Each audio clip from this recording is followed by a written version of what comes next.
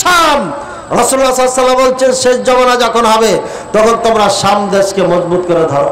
এই যুবক, তুমি যদি যুদ্ধ করতে যাও, যুদ্ধের ময়দান আমি দেখিয়ে দিচ্ছি। ভিসা করো আর সিরিয়া চলে যাও, ভিসা করো, সিরিয়া চলে যাও। সিরিয়ার থেকে আর ফিরে আসো না, ওখানেই মুসলমানদের সেন্টার হবে। হয়ে গেছে সেন্টার, যুদ্ধ চলছে।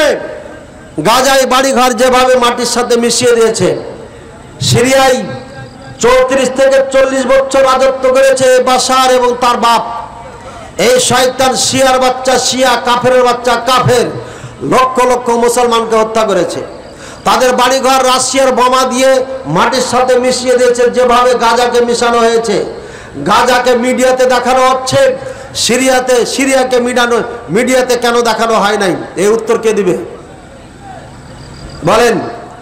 গাজাকে মিডিয়াতে এত শো করা হচ্ছে, হাইলাইট করা হচ্ছে, সিরিয়ার মুসলমানদেরকে হত্যা করেছে, তাদের বাড়িগুলোকে গাজার মতো মাটির সাথে মিশিয়ে দিয়েছে, কিন্তু তাদের ভিডিও কোথায়? কে উত্তর দিবে এটা? রাশিয়ার বোমা দিয়ে সবগুলোকে ঝাঁঝরা বানিয়ে ফেলেছে, সিরিয়ায় কোনো মুসলমানকে থাকতে দেয় নাই এই বাশার নামক শয়তানে। বাশার কোন ধর্মের লোক? মুসলমান না হিন্দু না কাফের নাকি? মুসলমান। আর একটা পরিচয় বলেন, আর কি পরিচয়? বাশার কি? শিয়া। এবার বলেন, শিয়া মুসলমান না কাফের? কারা কারা মুসলমান মনে করে হাত উঠান। আপনারা সারা জীবন খালি ওয়াজ শুনেন। মাসালিহিম সালাহ। আল্লাহ রাসূল সাল্লাল্লাহু আলাইহি ওয়াসাল্লাম বলেন, এই মুসলিম জাতিকে কাফেরের জাতেরা, এই কাফেররা ধাওয়া করতে করতে, তারা দিতে দিতে দিতে মদিনার দিকে নিয়ে আসবে। এরপরে মদিনাতে তাদেরকে ঘেরাও করে রাখবে। চিন্তা করেছেন কি হলো? হাদিস কোথায়? আবু দাউদের হাদিস, হাদিস সহিহ। কিয়ামতের আগে আগে কাফেররা মুসলিমদেরকে ধাওয়া করতে করতে করতে মদিনায় নিয়ে চলে যাবে, মদিনায় ঘেরাও করে রাখবে। বলবেন, মদিনা তো ছোট্ট একটা শহর, এখানে এত মানুষ কেমনে সমাবেত হবে?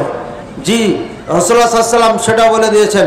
হাত্তা ইয়াকুনা বাদা মাসালিহিম সালাহ। সালাহ একটা জায়গার নাম। সালাহ মানে অস্ত্রকে বলা হয়, কিন্তু এখানে অস্ত্র বোঝানো হয় নাই।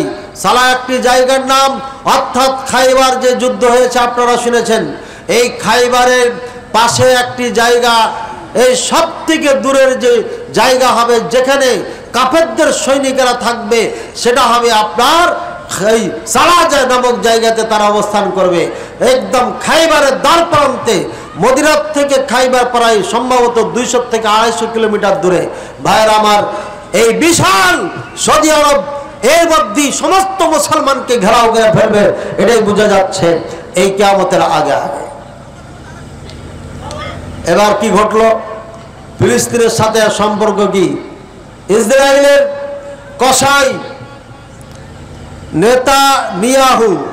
নেতানিয়াহু না, এই কাফেরের বাচ্চাদের নাম আমার মুখস্থ করতে কত কষ্ট হয়। এই নেতানিয়াহু নামটা মুখস্থ করতে আমার সময় লেগেছে। এই চোরের শয়তানের কসাইয়ের নামটা আমার মুখে আসছিল না। এইটার নাম নাকি যেমন কুকুর তেমন তার নাম।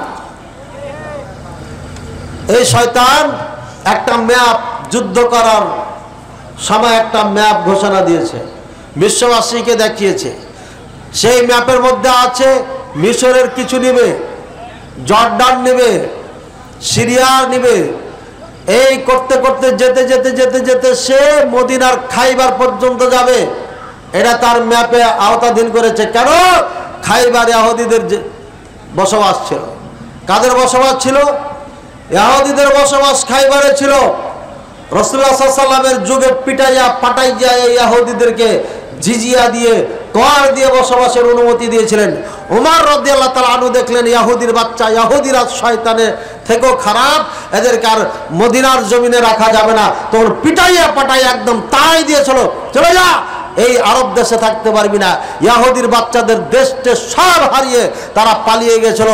ছিটে বিটে ইউরোপ আমেরিকা আর এদিকে Russia Italy German France Britain America সব জায়গায় ছিটে ছেড়ে ছিল ইহুদির বাচ্চারা। হিটলারের সময় এমন উৎপাত শুরু করলো, হিটলার 60 লক্ষ ইহুদিকে হত্যা করে বললো যে আমি কিছু রেখে গেলাম, এরা যে কত খারাপ এটা পরের প্রজন্ম যেন আমাকে গালি না দেয়, ওরা যেন বুঝতে পারে। আজকে 1400 বছর পরে এসে রাসূলুল্লাহ সাল্লাল্লাহু আলাইহি ওয়াসাল্লামের পরে অর্থাৎ 2025 সালে 23 সাল থেকে প্রমাণ করে দিয়েছে এই পৃথিবীর সব থেকে জঘন্যতম হিংসিত মানুষ হচ্ছে ইহুদি। এই জন্য আল্লাহ পাক রব্বুল আলামিন বলেছেন ওয়ালান তারদা আনকাল ইয়াহুদ ওয়ালান নাসারা হাত্তা তাত্তাবিআ মিল্লাতাহুম। হে মুহাম্মদ সাল্লাল্লাহু আলাইহি ওয়াসাল্লাম, এই ইহুদি খ্রিস্টানরা আপনার উপরে কখনো সন্তুষ্ট হবে না যতদিন পর্যন্ত তাদের ধর্মকে আপনি মেনে নেবেন। এদের পরে হচ্ছে মুসলমানদের মধ্যে লা তাজিদান্না আশাদ্দান নাসি আলা আদাওয়াতান লিল্লাযিনা আমানু, যারা মুমিন মুসলমান তাদের জন্য সবথেকে কঠিন দুশমন হচ্ছে মুশরিকরা, অর্থাৎ বর্তমানে যাদেরকে হিন্দু নামে চিনি আমরা তারা। এই হিন্দুরা হচ্ছে মুসলমানদের সবথেকে কঠোর দুশমন। আর এরপরে ইহুদ, আল্লাহ তাআলা কোরআনুল কারীমে স্পষ্ট বলেছেন এই দুই জাতি মুসলমানদের সবথেকে চরম শত্রু। এরা জানের শত্রু, মালের শত্রু, মানের শত্রু, সম্পদের সবকিছুর শত্রু।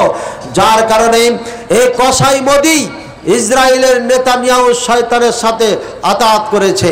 6600 সৈনিক পাঠিয়েছে ইসরায়েলের যুদ্ধ করার জন্য।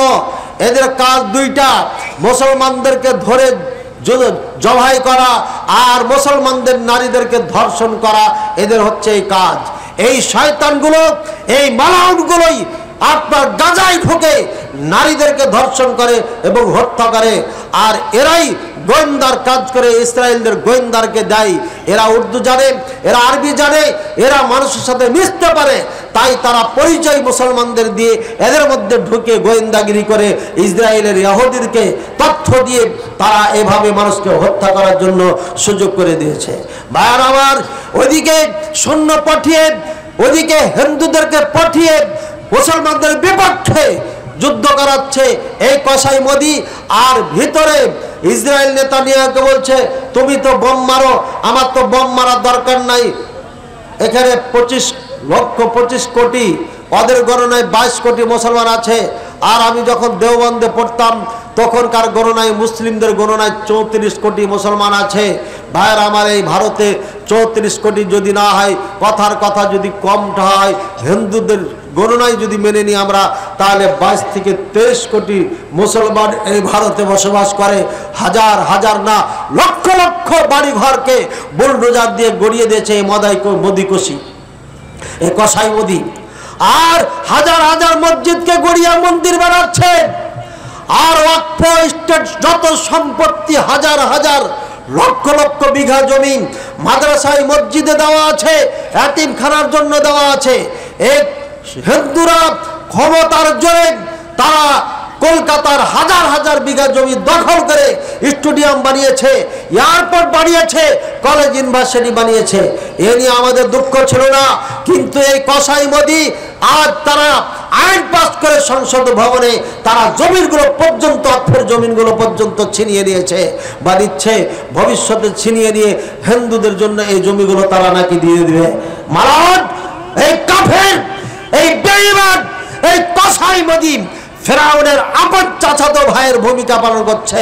এটাই হচ্ছে জিন্দা ফেরাউন বর্তমানে যে ভারতে কাজ করছে। নিজের দেশের মানুষকে জুলুম অত্যাচার করা আর হত্যা করা, অন্যায় করা, এটা ফেরাউনের কাজ ছিল। ভিন দেশে হামলা করা আর ভিন দেশিকে জুলুম অত্যাচার করা, এটা অন্য অন্য কাফেরদের, বড় বড় কাফেরদের কাজ ছিল। আবু জাহেল, উতবা সাহেবের কাজ ছিল, কিন্তু ঘরের মানুষকে মারার কাজ ছিল ফেরাউনের। এই কাজ করছে এই কসাই মোদি। ভাইয়ের আমার, আন্দোলন যদি করতে হয়, যুদ্ধ যদি করতে হয়, তাহলে এই কসাই মোদির বিপক্ষে যুদ্ধ করতে হবে। এই কসাই মোদি আপনার মায়ানমারের মুসলমানদেরকে হত্যা করিয়েছে। এই কসাই মোদি বাংলাদেশের মাটিতে ঢোকে হাজার হাজার মানুষের প্রাণ কেড়ে নিয়েছে। 5 আগস্টের আগের মুহূর্তে জুলাইয়ে হেলিকপ্টার দিয়ে ধুতি পড়া এই মালাউনের বাচ্চা মালাউনেরা পালিয়েছে।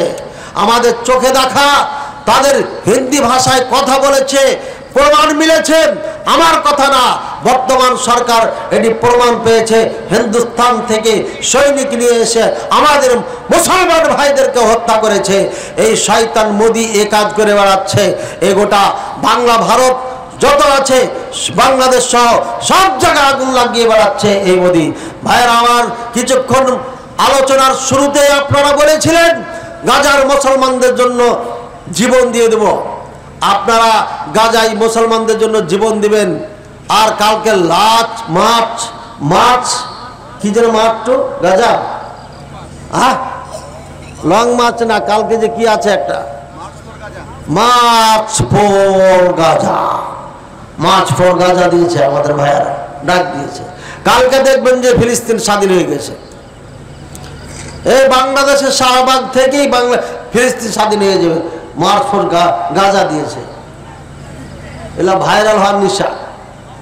চারানা উপকার হবে না, চারানা উপকার হবে না। বোকা মুসলমান, তোমরা চিল্লাইবা, লাফাইবা, এটা আমরা জানি। এটা নেতা নিয়ে কসাই মোদি এগুলো সব পরীক্ষা করা হয়ে গেছে যে তোদের চিল্লানো ছাড়া আর কোনো কাজ নাই তোদের, তোরা কিচ্ছু করতে পারবি না। এই বাংলাদেশের মুসলমান যুবকেরা, তোমরা যারা মিছিল মিটিংয়ে কালকে অংশগ্রহণ করবে, মিছিল মিটিংয়ে কালকে অংশগ্রহণ করবে কেন? মায়ানমারের 12 লক্ষ মুসলমানকে তাড়িয়ে দিয়েছে, দেশান্তর করেছে। মায়ানমারের হাজার হাজার মা বোনদেরকে আগুনে জ্বালিয়ে মেরেছে। মায়ানমারের মুসলমানদেরকে উলঙ্গ করে তাদের লজ্জাস্থান কেটে দেওয়া হয়েছে। চোখের সামনে ভিডিও করে আমার মা বোনদের স্তনকে কেটে নিয়েছে। চোখের সামনে ভিডিও করে আমাদের মা বোনদের লজ্জা স্থানে তারা হাতুড়ি দিয়ে, কুচকুঠার দিয়ে কপিয়ে কপিয়ে হত্যা করেছে। তোমার চোখে সেদিন চোখে পড়ে নাই? তুমি চোখ দিয়ে দেখো নাই? কোন বিবেক দিয়ে সেদিন বসেছিলে? সেদিন মায়ানমারে যুদ্ধ করার জন্য তোমার ভিসার দরকার ছিল না, তুমি সেদিন জান দাওনি কেন? সেদিন তুমি ভিসা ছাড়া যুদ্ধে গেলে না কেন? কিসের তোমার ইমানি পাওয়ার দেখাও? ভাইরাল হওয়ার নিশা ঢুকেছে, যার কারণে মার্চ ফর গাজা এটা নাম দিয়ে গোটা দেশবাসীকে ডেকেছেন। আমিও বলছি যান, আপনিও যান, যান, অংশগ্রহণ করেন। কারণ গোটা পৃথিবী গণতন্ত্র কুফরি মতবাদের ছায়া আছে। গণতন্ত্র কুফরি মতবাদের মিশন হচ্ছে একটাই, তোমরা মিছিল করবে, মিটিং করবে, লাফাবে। 1 দিন 2 দিন 3 দিন 4 দিন 5 দিন 10 দিন 20 দিন 1 মাস 2 মাস লাফানোর পরে যখন দেখবা পায়ে ব্যথা হয়ে গেছে, মুসলমান তোমরা সবাই নিজ নিজ ঘরে ঢুকে যাবে, এটা আমরা ভালো করে জানি। সুতরাং লাফাও, কত লাফাইবা এটা নিয়ে আমাদের যায় আসে না। এই মুসলমান, আফগানিস্তানে যায় দেখো, তোমার থেকে ছোট বাচ্চা যার বয়স 7 বছর ও অস্ত্র চালাইতে পারে, ও মেশিন গান চালাইতে পারে। আর তোমার বুড়া বাপ 70 বছর বয়স, ও বুঝে না মেশিন গান কি জিনিস। আমি জঙ্গি হতে বলি নাই। নওগাঁ আত্রা এলাকায় জঙ্গিদের আস্তানা ছিল, শুনেছি আমি। এই জঙ্গিরা আমাকেও দাওয়াত দিতে গেছিল। আমি সেদিন বলেছিলাম এবং কান ধরে দেখিয়েছিলাম এটা ইসলাম নয়, কিন্তু আর আমার কথা মানে নেই, যার কারণে ঠেলা খেয়েছে। কোথায় শেখ আব্দুর রহমান, কোথায় বাংলা ভাই? এটাই কি ইসলাম ছিল যে আপনি 2 দিনের জন্য লাফাবেন আর ধোলাই খাওয়ার পরে আপনি হারিয়ে যাবেন, আপনার অনুসারী হারিয়ে যাবে? এই কাচ্চা ইমান নিয়ে ইসলাম কায়েম হবে না। তারা ছোট্ট বাচ্চাকে শিখাচ্ছে যারা মুসলমান আছে এরা সব থেকে কঠোর দুশ্মন, তোমার আমার তোমাদের পূর্বপুরুষের দুশ্মন। কিভাবে বোঝায়? বলে যেমন জাহেলিয়াতের যুগে আবু জাহাল উতবার অনুসারীরা তাদের সন্তানদেরকে বাবা বলে যেত, বাবা অমুক আমাকে কষ্ট দিয়েছিল, আমি প্রতিশোধ নিতে পারি নাই, তুমি যদি বেঁচে থাকো আর যদি কোনো সময় সুযোগ হয় তাহলে আমার এই প্রতিশোধ তুমি নিবেই। এই যে বীজ ঢুকিয়ে দিল, এই বীজে সে আগুনে জ্বলছে জ্বলছে জ্বলছে জ্বলছে, সুযোগ মতেই বাস অ্যাটাক করে বাবার প্রতিশোধ নিত। এবার সেই সন্তান যে রেখে গেছে তারা আবার প্রতিশোধ নেওয়ার জন্য অপেক্ষা করত। না পারলে সন্তানকে ওসিয়ত করে যেত, আমার বাবাকে হত্যা করেছিল অমুক, তোমরা বেঁচে থাকলে পারে হত্যার প্রতিশোধ দিবে, বা এই জুলুম করেছিল, এই কাজ করেছিল, প্রতিশোধ, এই হিংসা। ভাইয়ের আমার, বর্তমানে সব থেকে মুসলমানদের সাথে দুশ্মনী করে বর্তমান সময়ে আল্লাহ পাক রব্বুল আলামিন কোরআনুল কারীমে যেটা বলেছেন, আমি আয়াত পাঠ করেছি, লা তাজিদান্না শাদ্দান নাস আদাওয়াতান এই আয়াতের মধ্যে স্পষ্ট আল্লাহ বলেছেন মুশরিক যারা অর্থাৎ বর্তমানে যাদেরকে হিন্দু নামে চিনি এরা সব থেকে কঠোর দুশ্মন আপনার। এরপরে দ্বিতীয় নম্বর হচ্ছে ইহুদিরা। এটা আমাদের চোখের সামনে কি চোখের সামনে না। এবার আর একটা পয়েন্ট দেখার বিষয়, ফাতেমি একটা যুগ ছিল। কি যুগ ছিল? ফাতেমি। এই ফাতেমি এরা রাজত্ব করেছে এই ফিলিস্তিন, ইরাকে, শাম, এখানে রাজত্ব ছিল এদের। এরা হাজিদেরকে লক্ষ লক্ষ হাজিদেরকে হত্যা করেছে। এদের ফাতেমি এরা কারা বলেন? কারা এরা? চিনি না। না চিনলে আপনি কেমনে মুসলমান? কে মুসলমান কে কাফের এটাই তো চিনেন না, আপনি কাকে মারবেন? আরে আপনি তো আমাকে মারবেন ঘুরা, আপনি তো আমাকে হত্যা করবেন। এই যুবক তোমরাই তো হত্যা করেছিলে কাকে? ওসমান রাদিয়াল্লাহু তাআলা আনহু। কুফার থেকে 2000, বসরা থেকে 2000, মিসর থেকে 2000, কয় হাজার হলো? 6000 মতান্তরে 6000। এই 6000 যুবককে নিয়ে আব্দুল্লাহ বিন সাবা ইহুদি 40 দিন ওসমান রাদিয়াল্লাহু তাআলা আনহুকে গৃহবন্দী রেখে তাকে হত্যা করেছিল। এই যুবকরা হত্যা করেছিল, তোমরা যে পথে পা দিয়েছ তোমরাই আমাদেরকে হত্যা করবে। বলবে মদিনা থেকে যারা পড়ে এসেছে এরা ইসরায়েলি ইহুদিদের দালাল, সুতরাং এদের মাহফিল তো দূরের কথা, এরাকে রাখা যাবে না, এদেরকে হত্যা করতে হবে, তোমরাই হত্যা করবে। মার্চ ফর গাজার বিপক্ষে কথা বললে বলবে ওটা মুরতাদ হয়ে গেছে, ওটা ইহুদির পক্ষে কথা বলছে, ওকে হত্যা করা ফরজ হয়ে গেছে। এ ফতোয়াই দিবে মন থেকে, কারণ এরা বয়স কম, এদের এলেম কম, এদের জ্ঞান কম, এই যে আজ সম্পর্কে এদের ধারণা নাই, যার কারণে মদিনার যারা ছাত্র তাদেরকে তারা ইহুদির দালাল বলে ফতোয়া দিয়ে এদেরকে তারা হত্যা করাবে এই যুবকদেরকে দিয়ে। বুঝেছে না বুঝে নাই? এটাই হচ্ছে বাংলাদেশের আমাদের যুবকদের আবেগ। এরা ইসলাম সম্পর্কে বুঝে না, যার কারণে মুখে দাড়ি নাই, যার কারণে কালকে কলেজে যে বেগানা মেয়েকে নিয়ে পার্কে ফিটিং করবেন। এরা ইসলাম না বুঝার কারণে কালকে মসজিদে ফজরের সালাতের পরে গ্রামীণ ব্যাংকে আসা যতগুলো ডাকমাক যত বের হয়েছে সব যে লাইন ধরে খাড়িয়ে সুদের টাকা নেবেন। আমার এলাকায় আমি বলেছিলাম ছোট্ট একটা বাজারে 7টা না 8টা ব্যাংক চলে। কে চালায়? যেই শহরে, যেই বাজারে, যেই ইউনিয়নের মধ্যে গুণাগাথা বেশির থেকে বেশি, খুব বেশি হলে পারে 5000 হিন্দু পাওয়া যাবে, সেখানে 6-7টা সুদী ব্যাংক চলে কিভাবে?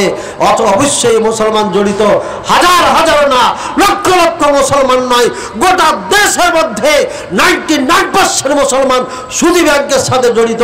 এরা আবার গাজার মুসলমানের জন্য প্রাণ কিভাবে দিবেন? আপনি তো সুদি ছাড়তে পারেন না। বুঝেছেন না বুঝেন নাই? আমার কথা কি রাগ করলেন? এমনি আল্লাহ সাহায্য আসবে না। আমার আপনার মধ্যে সমস্যা আছেই বলে গাজার সাহায্য আসে নাই, আল্লাহর সাহায্য আসে নাই। আমার আপনার মধ্যে সমস্যা যতদিন থাকবে ততদিন আসমান থেকে আল্লাহর সাহায্য আসবে না, আর যতদিন আল্লাহর পক্ষ থেকে সাহায্য না আসবে ততদিন পর্যন্ত এই মুসলমান মার খেতেই থাকবে। একদম মদিনা পর্যন্ত এরা যাবেন। এখন বর্তমানে মুসলমানদের যুদ্ধ কেবল শুরু হয়ে গেল। আগে যুদ্ধ ছিল, মুসলমান পরাজিত হয়েছিল, আত্মগোপন করে ফেলেছিল। আলহামদুলিল্লাহ বেচাররা কোথার থেকে এসে এদিকে গাজায় যুদ্ধ চলছে, এই ফাঁক তালে এসে সিরিয়া দখল করে। বলেন সুবহানাল্লাহ। আবার বলেন আলহামদুলিল্লাহ। আলাইকুম বিসসালাম। রাসূলুল্লাহ সাল্লাল্লাহু আলাইহি ওয়াসাল্লাম বলছেন শেষ জামানা যখন হবে তখন তোমরা শাম দেশকে মজবুত করে ধরো। এই যুবক, তুমি যদি যুদ্ধ করতে যাও, যুদ্ধের ময়দান আমি দেখিয়ে দিচ্ছি। ভিসা করো আর সিরিয়া চলে যাও, ভিসা করো, সিরিয়া চলে যাও। সিরিয়ার থেকে আর ফিরে আসো না। ওখানে মুসলমানদের সেন্টার হবে, হয়ে গেছে সেন্টার। যুদ্ধ চলছে, গাজায় বাড়িঘর যেভাবে মাটির সাথে মিশিয়ে দিয়েছে, সিরিয়ায় 34 থেকে 40 বছর রাজত্ব করেছে বাশার এবং তার বাপ। এই শয়তান শিয়ার বাচ্চা শিয়া, কাফেরের বাচ্চা কাফের, লক্ষ লক্ষ মুসলমানকে হত্যা করেছে। তাদের বাড়িঘর রাশিয়ার বোমা দিয়ে মাটির সাথে মিশিয়ে দিয়েছে, যেভাবে গাজাকে মিশানো হয়েছে। গাজাকে মিডিয়াতে দেখানো হচ্ছে, সিরিয়াকে মিডিয়াতে কেন দেখানো হয় নাই? এই উত্তর কে দিবে বলেন? গাজাকে মিডিয়াতে এত শো করা হচ্ছে, হাইলাইট করা হচ্ছে, সিরিয়ার মুসলমানদেরকে হত্যা করেছে, তাদের বাড়িগুলোকে গাজার মতো মাটির সাথে মিশিয়ে দিয়েছে, কিন্তু তাদের ভিডিও কোথায়? কে উত্তর দিবে এটা? রাশিয়ার বোমা দিয়ে সবগুলোকে ঝাঁঝরা বানিয়ে ফেলেছে, সিরিয়ায় কোনো মুসলমানকে থাকতে দেয় নাই এই বাশার নামক শয়তানে। বাশার কোন ধর্মের লোক? মুসলমান না হিন্দু না কাফের নাকি? মুসলমান। আর একটা পরিচয় বলেন, আর কি পরিচয়? বাশার কি? শিয়া। এবার বলেন, শিয়া মুসলমান না কাফের? কারা কারা মুসলমান মনে করে হাত উঠান। আপনারা সারা জীবন খালি ওয়াজ শোনেন, কাজের ওয়াজ শোনেন না, খালি গান গাহা শোনেন। আমার শ্রদ্ধেয় ভাই, প্রিয় ভাই, ছোট কাল থেকে যার ওয়াজ শুনি, আবু বকর বিন ইসহাক হাফিজাহুল্লাহ ওয়াজ করেছেন, তাই না? কতক্ষণ ওয়াজ করেছেন? সোয়া 9টা কি 9:30 থেকে উঠা প্রায় 11টা পর্যন্ত ওয়াজ করেছেন। আরে টাকাই চেয়েছে 1 ঘন্টা আপনার থেকে, টাকা চেয়েছে 1 ঘন্টা। কত টাকা উঠেছে বলেন? কত টাকা উঠেছে? এই কেউ নাই, টাকার হিসাব হয়নি। এই 4 আনা 8 আনা টাকা দিতে আপনাকে 1 ঘন্টা গান গাইতে হয়। আমার আবু বকর ভাইকে, এক আবু বকর ভাই চলে গেছেন, আল্লাহ জান্নাত দান করে। দুইজনের কণ্ঠ মাশাআল্লাহ একই, কাছাকাছি একদম। দুইজনে আদায় করা বক্তা, খুব আদায় করতে পারে। আমার আবু বকর ভাই যে আপনার কাছে ভিক্ষা করেছে 1 ঘন্টা, আর 1 ঘন্টা খালি ওয়াজি শুনেছে, কি 1.5 ঘন্টা। তারপরে আপনার পকেট থেকে টাকা বের করতে পারে নাই, আছে এখনো টাকা, আছে না নাই? আপনি গাজার মুসলমানদের জন্য জীবন দিয়ে দিবেন। কে শিখাইছে আপনাকে সব ফাও কথা? যেই মুসলমান সন্তানকে কোরআন শিখাইতে পারে না, যেই মুসলমান সন্তানকে কোরআনের শিক্ষা দিতে পারে না, ফকিরি বিদ্যা বলে, আর সেই মানুষ আবার গাজার জন্য যুদ্ধ করে জীবন দিয়ে দিবে। আপনাকে গাজায় যেতে হবে না। ভারত পায়তারা করছে, ঠিক মতো লাইন মতো কাজ না করে গেলে আপনার বাংলাদেশি গাজা হয়ে যাবে। ওদের 4-5 জন নেতা ঘোষণা দিয়ে দিয়েছে, চট্টগ্রাম আমাদের দখল করতে হবে, নাহলে জাহাজ নিতে সমস্যা হবে। ওই যে ডক্টর ইউনূস বলেছে যে আমাদের দেশ প্লাস পয়েন্টে আছে, আমরা সাগর আমাদের দখলে, ওই মাথায় কাজ করেছে, অ্যাটাক করেছে। আরে ডক্টর ইউনূস তো আর আমাদের চলাচল করতে দিবে না, তাই চিটাং দখল করতে হবে, ঘোষণা দিয়ে দিয়েছে তারা। বুঝছেন কথা? কাজে আপনি গাজা চিন্তা করিয়েন না, আপনার দেশ নিয়ে চিন্তা করেন। কি দিয়ে যুদ্ধ করবেন? আপনি না ক্যারাটি জানেন, না কম্বো জানেন, না তীর আছে, না ধনুক আছে, আর রাইফেল বন্দুক তো কথাই নাই, চিনি না এগুলো, চোখই দেখিনি আমরা। পুলিশ ভাইদের হাতে দেখি, এতটুকু চিনি, কি কোথায় টিপ মারতে হবে এটাই তো জানি না। হ্যাঁ, এত চিল্লাচিল্লি করে না, পোলার গন্ধ পাচ্ছেন নাকি?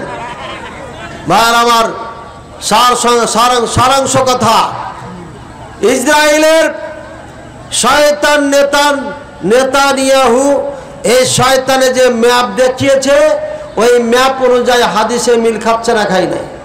এই সিরিয়ায় 1 লক্ষ মুজাহিদ ছিল, যারা শিয়াদের বিপক্ষে, ইহুদিদের বিপক্ষে বাইতুল মুকাদ্দাসকে স্বাধীন করার জন্য তৈরি হয়েছিল। এদেরকে ধ্বংস করার জন্য রাশিয়ার থেকে বোমা ধার করে ইরান মেরে এদেরকে দেশান্তর করেছে, মা বোনদেরকে নির্যাতন করেছে, জুলুম করেছে, ধর্ষণ করেছে।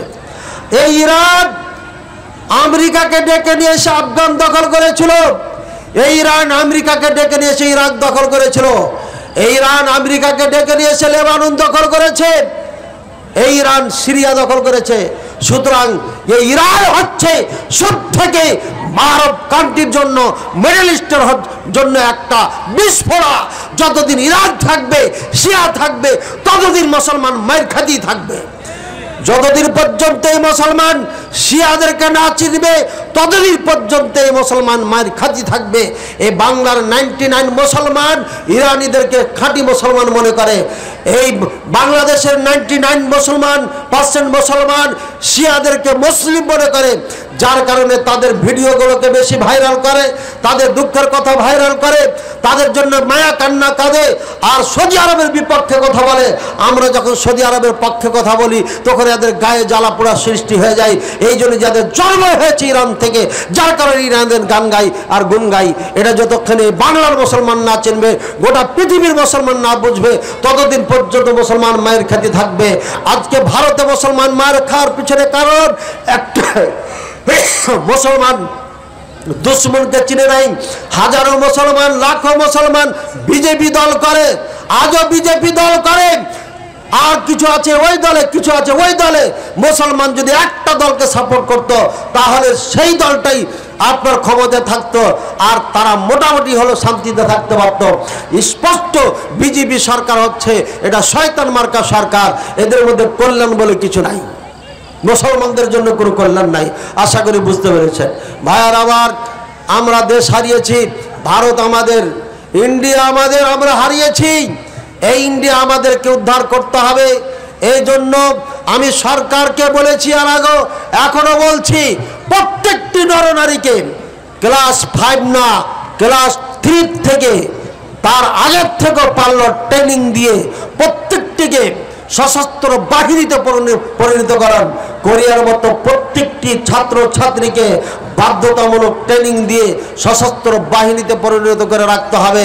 সময় আসলে যেন সবাই ঝাঁপিয়ে পড়তে পারে। আর বাংলাদেশের মুসলমান জনগণকে বলবো, এই বাংলা ভূখণ্ডের দুশ্মন কারা, মুসলমানদের দুশ্মন কারা, এদেরকে চিহ্নিত করে এদেরকে প্রত্যাখ্যান করুন। আপনি যেই দল করেন না কেন তাতে কোনো আমার যায় আসে না, তবে আপনাকে দুশ্মন যেটা তাকে অবশ্যই চিহ্নিত করতে হবে। না চিহ্নিত করলে পারে মার খাচ্ছি, কিয়ামত পর্যন্ত খেতে থাকবো। আল্লাহ আমাদের বুঝার তৌফিক দান করুন। ওয়া আখির দাওয়ানা আনিল হামদুলিল্লাহি রাব্বিল আলামিন। প্রশ্ন আগে, তারপরে দানের কথা। ফিলিস্তিনিদের পরিচয় ও হামাসকে জানতে চায়। ফিলিস্তিন আর গাজা, কয়টা আসল নাম? গাজা, আমরা গাজা বলি। আল্লাহুম্মা আরহাম আলাল গাজা, গাজা তো টান হবে না, গাজা শব্দটা, গাজা, ঠিক আছে। গাইন জা দাল না গোলতা, গাজা। এই গাজা এটা হচ্ছে আপনার বাংলাদেশ, মোটামুটি ম্যাপ যাদের মাথায় আছে তারা বুঝবেন। চিটাং দিয়েছেন, ম্যাপের চিটাংটা দিয়েছেন, এটা গাজা। আর নওগাঁ রাজশাহী বিভাগ যেটা, এটা ফিলিস্তিন, ঠিক আছে। এই রানীনগরে বাইতুল মুকাদ্দাস, রানীনগরে বাইতুল মুকাদ্দাস।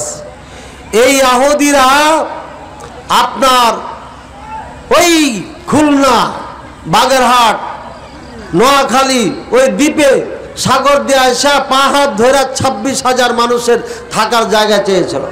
একবার রিটার্ন করেছিল, 10-12 হাজার আসছিল, এদেরকে ভাগাইছে যে না তোদের জায়গা নেই। ওই বেচারা যখন চলে যায় রাজা, পরে যখন আসে চামচা এসে তখন ওদেরকে জায়গা দিয়ে দেয়। ওদেরকে যখন জায়গা দেয়, কত ছিল ওরা? 26,000। ওই 26,000 থেকে মাত্র 26 লাখ হয়েছে, এরা 26 লাখ হয়েছে। এই শয়তান গালা যখন জায়গা এখানে পায়, সেদিন থেকে আমেরিকা বলেছে আমরা তোদের বাপ, আর তোরা হলে আমাদের যারও সন্তান, যা করার আমি করব, প্রস্তুত হয়ে যা, আমাদেরকে আবার খাইবার যেতে হবে। ওই সেদিন থেকে বলেছে। এদের বাসস্থান ছিল কোথায়? রাশিয়ায় ছিল, ফ্রান্সে ছিল, জার্মানে ছিল, ইটালিতে বেশি ছিল, ব্রিটেনে ছিল, আমেরিকায় পরে। এই ব্রিটেন, জার্মান, ইটালি আর রুশ, রাশিয়া সবাই মিলে জাহাজে করে তাদের খরচে, তাদের টাকা পয়সায় দিয়া এই গাজায় রেখে গেছে, নাকি ফিলিস্তিনে রেখে গেছে। কোথায়? ওই হাতিয়া, নোয়াখালী ওইদিকে। ওখান থেকে ওরা বাড়তে বাড়তে বাড়তে বাড়তে বাড়তে বাড়তে চলে আসে। এরপরে তখন করে কি, ইহুদিরা তো বেশি চালাক, এদের মধ্যে ঢুইকে একটা জঙ্গি দল তৈরি করেছে। মনে করেন যে একটা দল তৈরি করে দিলে, দেখছে তোরা মার, মারে যে আমাদের নেতা উন্মুক্তদের ব্যাপারে উল্টাপাল্টা প্রোপাগান্ডা করছে, তখন দিয়েছে মায়েরা দিলে তখন ওরা মারতে মারতে মারতে মারতে ঢুকতে ঢুকতে ঢুকতে সব দখল করছে। চিটাগাংটা আছে আর রাজশাহী বিভাগটা আছে, ওইদিকে এইখানে রানীনগরে ঢুইকা এসে বাইতুল মুকাদ্দাসে দখলদারি করে রেখেছে। অরিজিনাল বাইতুল মুকাদ্দাস যেটা, ওটা ওদের দখলে আছে, কখনো নামাজ পড়তে দেয় কখনো দেয় না। আর ওর সামনে একটা গোল করে পাথর দিয়ে একদম ঝকঝকে করে বানানো আছে, এটা কিন্তু বাইতুল মুকাদ্দাস না, এটার নাম জোরে কি বলে ভুলে গেলাম, হ্যাঁ কেউ জানে না। যাই হোক, এটা এক বাদশাহ বানিয়েছিল পরে। এইটাকে আমাদের দেশে ভিডিওতে দেখায়, ওইটা দেখায় না। বাইতুল মুকাদ্দাস দেখায় না এই জন্য যে দাল মে কুচ কালা হয়, দাল মে কুচ কালা হয়। এই গম্বুজটাকে ইরানিরা ভালোবাসে, শিয়ারা ভালোবাসে, এই জন্য এটাকে প্রচার করে। বাইতুল মুকাদ্দাসের সাথে শিয়াদের কোনো সম্পর্ক নাই, এটা মুসলিমদের মসজিদ, তাই এটাকে মিডিয়া দেখায় না, খুব কম দেখায়, চোখেই পড়ে না। কথা বুঝেছেন? সমস্যা ওখানে, যার কারণে সফলতা আসে না। এইভাবে দখল করে নিয়েছে। এই রাজশাহী বিভাগ, এটা হচ্ছে ফিলিস্তিন, আর এই চট্টগ্রাম ওটা হচ্ছে গাজা। এই গাজাতে যত মুসলমান ছিল পিটাইয়া পাটাইয়া ভাগাই দিয়েছে, ওরাই ভাগাইছে। ওখানে বেশিরভাগ শিয়া বসবাস করে। কথা বুঝছেন? মুসলমানও আছে কিন্তু ওখানে শিয়াদের প্রভাব বেশি। এই হামাস ব্যাপারে এতটুক বলবো, তারা জামাত ইসলামের অনুসরণ করে। এখনকার জন্য এতটুক তথ্য দিয়ে গেলাম, সময় আসবে তখন নিজেরাই জেনে নেবেন বাকিটা। এরপরে এরাই যুদ্ধ করবে, এই ইহুদিরা আর আমেরিকা, রাশিয়া, ইরান। হুদিরা কয়েকদিন আগে ইসরায়েলে একটা মিসাইল মেরেছে, পড়েছে কোথায়? পড়েছে কোথায়? এই কথা বলেন না কেন? খবরেরই নেই, আপনাদের খবরই নেই। ইমাম সাহেব খবর জানেন না তো কি ওয়াজ করবেন খুতবায়? এই 2 দিন আগে না 3 দিন আগে একটা মিসাইল মেরেছে কোথায়? ইসরায়েলে। পড়েছে কোথায়? সৌদি আরবে পড়েছে। শয়তান কাকে কয়ে দেখেন, ওদের টার্গেট সৌদি আরব। আপনারা বুঝেন না সৌদি আরবকে লাগে না কেন? লাগে না কেন? লাগে কি করবে? ওই হুদি, হেজবুল্লাহ, ইরান তুরান যারা এখন ওখানে লড়াই করছে, এরা সবাই তো সৌদি আরব চায়। বুঝেন না? 2 ভাইয়ে পরামর্শ করেছে যে আমরা 2 জনে মারামারি লাগবো, আর মারামারি যখন লাগবো তখন মুলবি দড়িয়ে আসবে, এ তো মানবিক। যখন দড়িয়ে আসবে তখন আরো 5 জনকে বলছে তোরা ছোটানোর নাম দিয়ে ওকে বটাই দিস। মারামারি ছোটানোর নাম দিয়ে ওকে বটাই দিস, খালি মুলবি আইলি বটাই দিবি। ঠিক একই কাজ করছে। গাজাতে লাগাইছে যারা, তারাই উৎ পেতেছে, এটা ফাঁদ পেতেছে। সৌদি আরব লাগে না কেন? সৌদি আরব লাগে না কেন? লাগলেই তো আমরা মক্কা মদিনা দখল করার সুযোগ পাবো। বুঝেছেন কথা? সৌদি আরব না লাগার পিছনে কারণ হচ্ছে এক, ভালো করে শোনেন, সৌদি আরবের কমান হামাস মানে না। এখানে 5-6টা দল আছে, ওরা গুতাগুতি করে। এখন হয়তো এক হয়েছে, তখন গুতাগুতি ওরাই করে। মূল হামাস সব হামাসে ঢুকে গেছে এখন। এই হামাসকে বারবার সৌদি আরব বুঝিয়েছে যে কাজ গালা এভাবে করিস না, ঠান্ডা মাথায় কর। গোটা বিশ্বের সাথে এই হামাসের কয়েক হাজার সৈন্য যুদ্ধ করে পারবে? কি আছে তাদের? এরা আমেরিকার একটা রাজ্য, একটা এটা আমেরিকা, একটা আমেরিকার সাথে লাগা মানে গোটা ইউরোপ আমেরিকার সাথে লেগে যাওয়া। সুতরাং আরব দেশগুলো এই জন্য তারা যাচ্ছে না। 1 নম্বর কারণ হচ্ছে হামাস এদের কমান মানে না, এরা ইরানের কমান মানে। অর্থ দেয় কাতার। কে দেয় অর্থ? অস্ত্র তৈরি করতে কাতার দেয়, খাওয়ার জন্য সৌদি আরব দেয়, বেঁচে থাকার জন্য সৌদি আরব দেয়, অস্ত্র তৈরি করতে কাতার দেয়।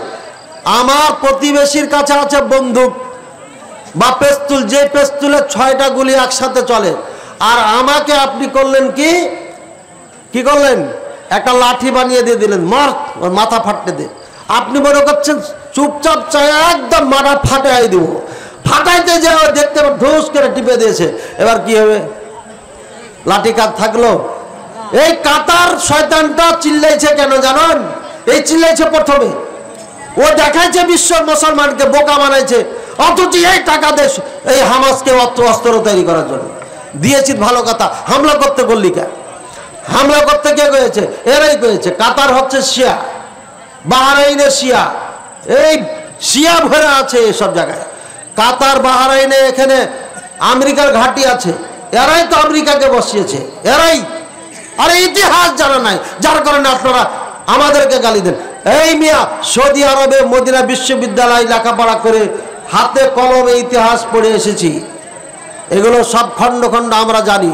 এই জন্য আমাদের ব্যাপারে জবান খুললে সাবধান হয়ে জবান খুলিও, তোমার দৌড় আমার জানা আছে কতদূর, সুতরাং তুমি আমাদের ব্যাপারে কুমন্তব্য করিও না।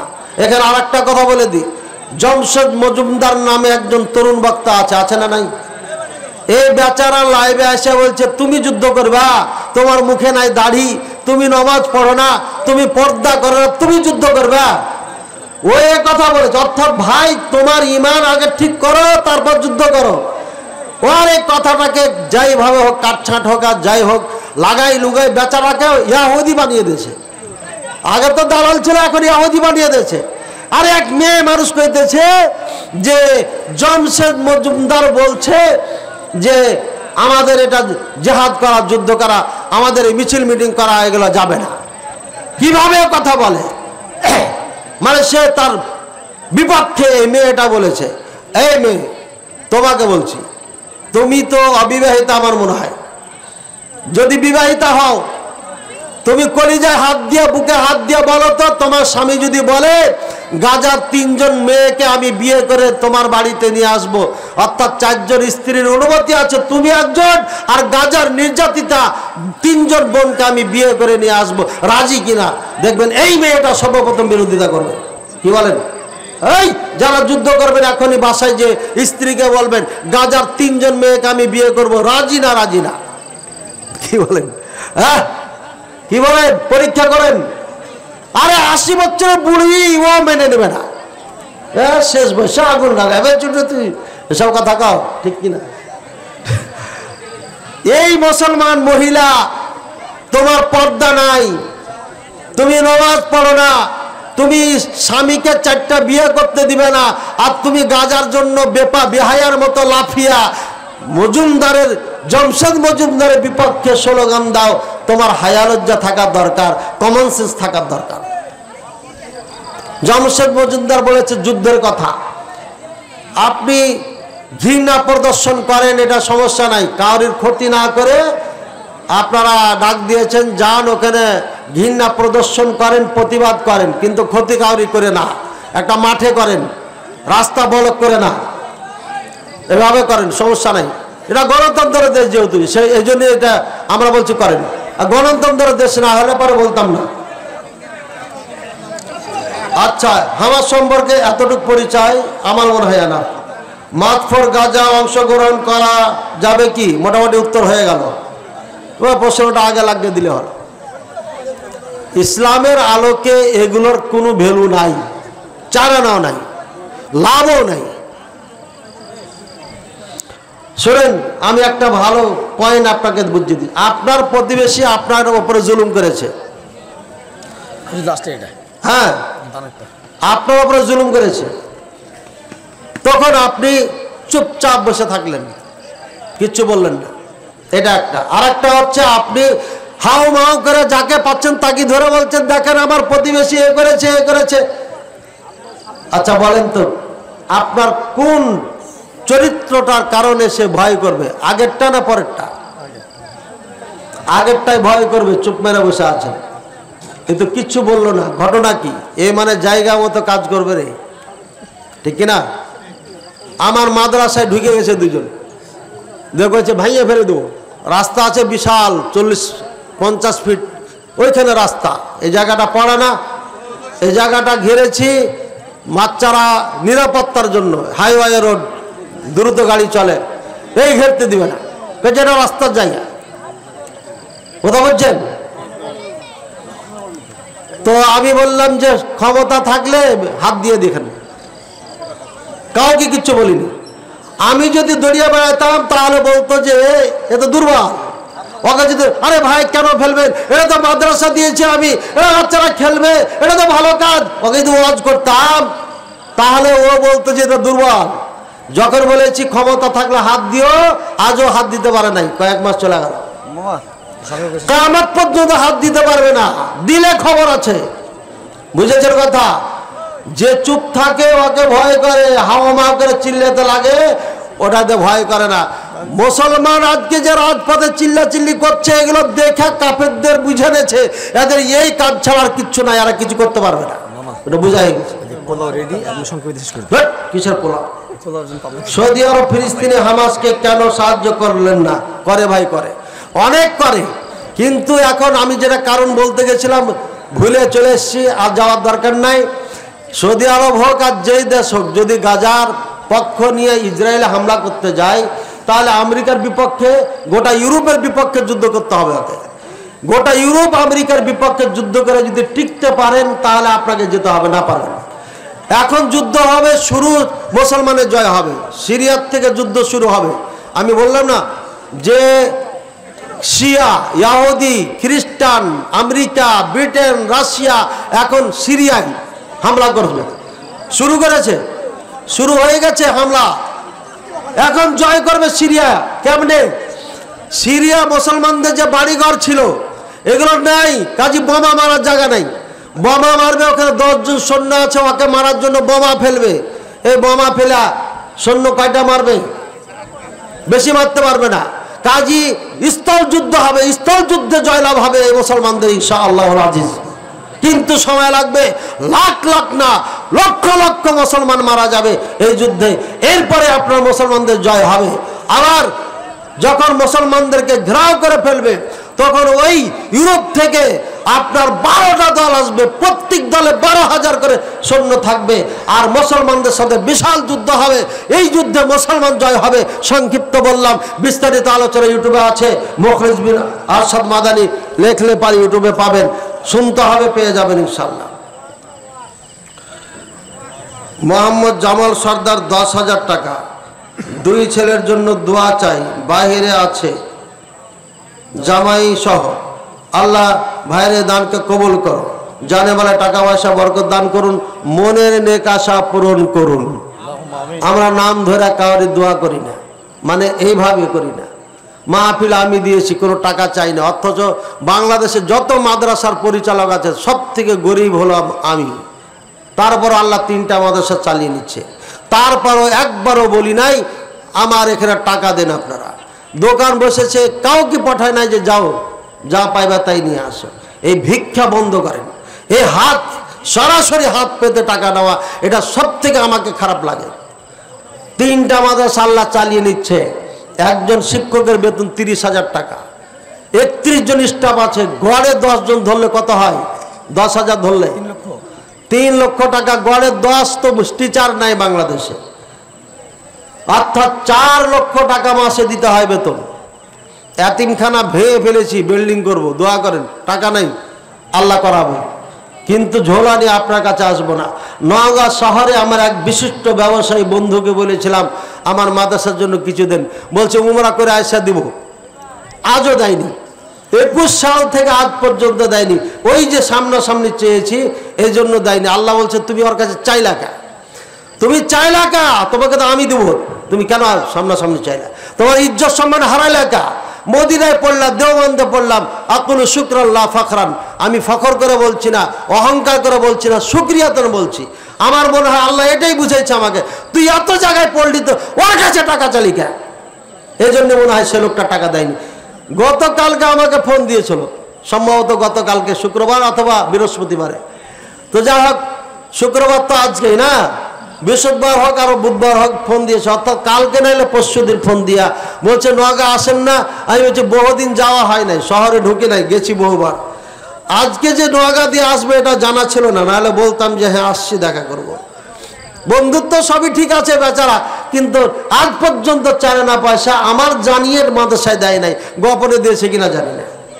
সুতরাং টাকা চাইবেন কার কাছে?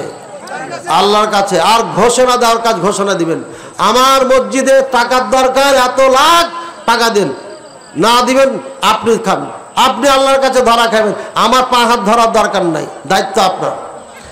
আচ্ছা, এবার বুঝেছেন সৌদি আরব একা কি করবে? এরা মুচে তেল দিয়ে দিয়ে খেতে খেতে খেতে খেতে পেট মোটা করে খেয়েছে, কিছু করে নাই, এখন লড়াই করে মরবে। আরে ওর থেকে শক্তিশালী তো পাকিস্তান আছে, অ্যাটমি বোমার মালিক। কি করছে কার জন্য? সব আমেরিকার গোলাম হয়ে গেছে একটা আয়াত খালি ছেড়ে দেওয়ার কারণে। ওয়াইদু লাহুম মাস্তাতাতুম মিন কুওয়া, শক্তি অর্জন করো। ওরা যদি তীর তৈরি করে, তোমরা তীরের থেকে শক্তিশালী কিছু তৈরি করো। ওরা যদি অ্যাটমি তৈরি করে, অ্যাটমির থেকে তার থেকে শক্তিশালী বোমা তৈরি করো। এটা আল্লাহ বলে দিয়েছেন। এই আয়াতটা ছেড়ে দেওয়ার কারণে, কোরআন থেকে দূরে সরে যাওয়ার কারণে, ইমান থেকে দূরে সরে যাওয়ার কারণে আল্লাহ গজব আমাদের উপর চাপিয়ে দিয়েছে। যতদিন কোরআন সুন্নাহর দিকে ফিরে না আসবো, ততদিন পর্যন্ত আল্লাহর গজব এভাবে আসতে থাকবে কিয়ামত পর্যন্ত, অর্থাৎ ইমাম মাহদী আসার আগ পর্যন্ত। এজন্য লাফালাফি করার লাভ নাই। ইমানের বলে বলিয়ে নন, প্রত্যেক সন্তানকে কোরআনের শিক্ষা এখন থেকে দেওয়া শুরু করেন।